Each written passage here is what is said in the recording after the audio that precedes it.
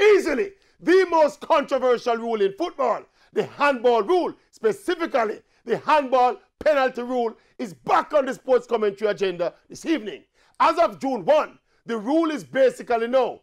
If the ball hits the hand, deliberate or not deliberate, it's handball and penalty. The referee has no judgment on the issue. Again, ball touch hand, penalty. I think that is an unreasonable change resulting in an unreasonable rule.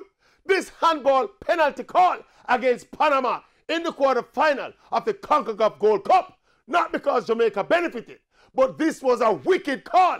Previously, the referee could wave that off, saying it was not deliberate.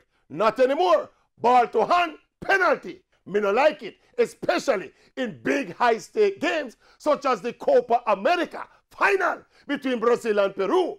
Brazilian defender Thiago Silva goes to block a shot with his hands behind him on the ground. Absolutely inadvertent handball, but again, by the letter of the new law, penalty. Me still say harsh and unreasonable foolishness.